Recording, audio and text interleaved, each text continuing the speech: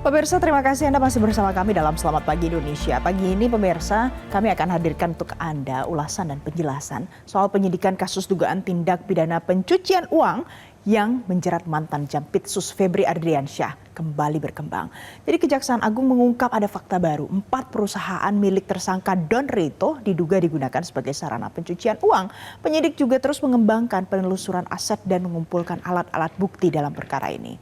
Jadi pemirsa, kita akan lihat. Ini dalam pengembangan perkara, tim 9 Kejaksaan Agung menggeledah 6 lokasi tanggal 3 Agustus lalu. Nah, ternyata 4 diantaranya adalah perusahaan milik tersangka Don Rito di kawasan Jakarta Selatan. Kemudian salah satunya juga ada penggeledahan di kantor Don Rito dan juga di rumah tersangka atas nama Nurman Herin di Depok, Jawa Barat.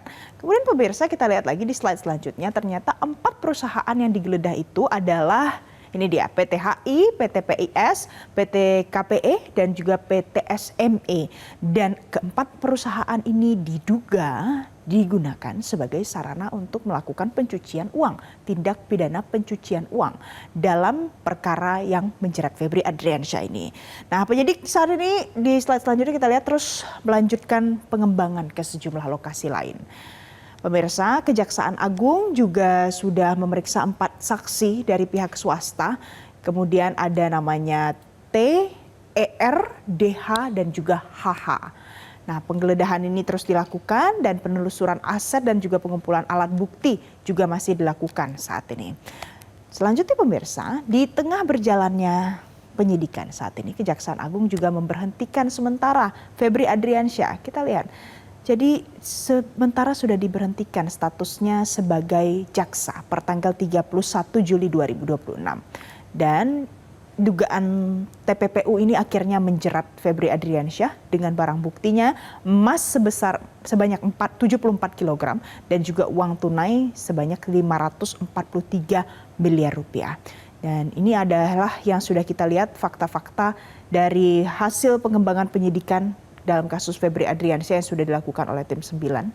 Dan pemirsa, kubu mantan Febri Adriansyah mengajukan gugatan pra-peradilan untuk menguji sah atau tidaknya proses penetapan tersangka, penahanan serta upaya paksa yang dilakukan oleh penyidik dalam penyidikan perkara ini. Jadi kubu Febri menilai penyitaan terhadap beberapa aset tetap harus bisa dipertanggungjawabkan secara hukum karena dilakukan dalam perkara yang menjerat kliennya. Namun tetap harus ada tindak pidana asalnya, harus ada bukti permulaannya dulu.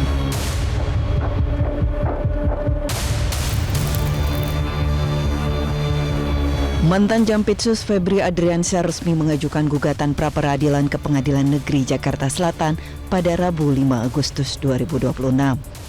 Gugatan pertama ditujukan kepada Kejaksaan Agung atas penetapan tersangka tindak pidana pencucian uang atau TPPU serta upaya penahanan. Tim hukum menilai adanya kejanggalan hukum acara serta pelanggaran asas dalam penanganan perkara. Sementara gugatan kedua ditujukan terhadap tindakan penyidik Polda Metro Jaya dan Korps Pemberantasan Tindak Pidana Korupsi atau Kortas Tipikor Polri terkait penetapan tersangka dalam dugaan tindak pidana korupsi dan TPPU, termasuk dengan penggeledahan serta penyitaan yang dilakukan dalam perkara tersebut.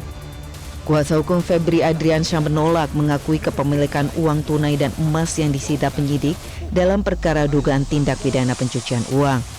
Ini biar clear ya di publik. Ada yang mengatakan di Undang-Undang TPPU itu ada pasal 69. Pasal 69 itu ngatur kurang lebih begini. Tindak pidana asal itu tidak wajib dibuktikan terlebih dahulu untuk menangani TPPU. Benar. Karena setelah ada rezim TPPU, nggak perlu menunggu pembuktian tindak pidana asal itu sampai di pengadilan, putusan pengadilan atau berkekuatan hukum tetap. Namun tetap harus ada tindak pidana asalnya, harus ada bukti permulaannya dulu, baru kemudian bisa TPPU. Nah, kami harap nanti di proses pra-peradilan hal tersebut bisa secara jernih dipilah. Ini kita belum bicara substansi perkara ya, kita masih bicara tentang tepat atau tidak tepatnya sprindik yang seperti itu. Kalau surat perintah penyidikannya melanggar undang-undang, tentu saja semua tindakan setelah sprindik tersebut menjadi tidak sah secara hukum.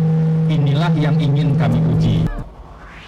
Namun Kejaksaan Agung berjanji bakal mengungkap pemilik emas seberat 74 kg dalam kasus tindak pidana pencucian uang yang melibatkan Febri Adriansyah di persidangan perkara tersebut. Kepala Pusat Penerangan Hukum Kejagung Anang Supriyatna menegaskan beberapa detail perkara termasuk kepemilikan aset belum dapat dibeberkan ke publik demi kelancaran penyidikan. Sidang pra-peradilan nantinya tidak akan menentukan siapa pemilik uang dan emas yang disita. Hakim hanya akan menguji sah atau tidaknya tindakan penyidik dalam melakukan penyitaan. Jika gugatan dikabulkan, legalitas barang bukti dapat menjadi persoalan dalam proses hukum selanjutnya. Namun, pembuktian mengenai kepemilikan aset dan dugaan tindak pidana tetap akan diperiksa dalam perkara pokok. Tim Liputan, Metro TV. Download Metro TV Extend sekarang.